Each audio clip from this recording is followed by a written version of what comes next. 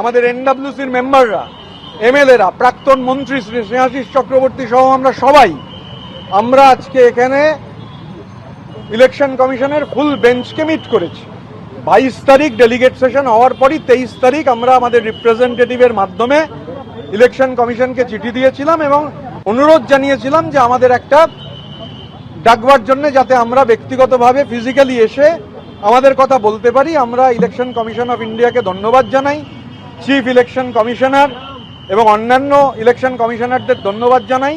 তারা পুরোটা আমাদের কথা শুনেছেন এবং জানিয়েছেন যে তারা যত তাড়াতাড়ি সম্ভব আমাদের কাছে জানাবেন। আমি যে কথাটা খালি বলতে পারি, আপনারা বলছেন না যে আসল তৃণমূল কংগ্রেস, আসলে দেখুন এখানে আমরা যারা আছি কেউ ব্যক্তি নই, আমাদের লড়াইটাই ইন্ডিভিজুয়াল কাল্টের বিরুদ্ধে।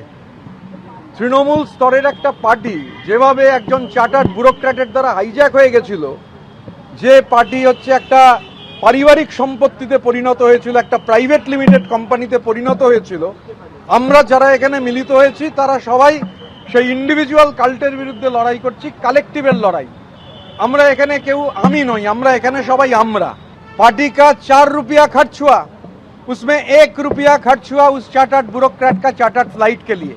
और बंगाल का पॉलिटिक्स का जहां तक सवाल है, वहां परिवारवाद का कोई, बंगाल का आवाम परिवारवाद को समर्थन नहीं करता है। हमारा पार्टी का अध्यक्ष, multiple times MLA, Bengal government का पिछले 3 टर्म का cabinet minister, veteran politician Shri Arup Roy है, लाउड एंड क्लियर। নির্বাচন কমিশন জানিয়েছিল যে শুধুমাত্র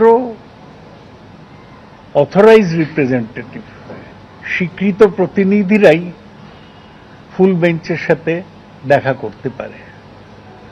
আমরা তো মমতা ব্যানার্জি যে তৃণমূলের চেয়ারম্যান, তারা তো কোনো মিটিং চাইনি। তাহলে এই ভেঙে যাওয়া বিক্ষুব্ধ এমএলএরা কি করে সাক্ষাতের সময় পেল? আমরাই তো ঠিক করব যে কে আমাদের দলের প্রতিনিধি।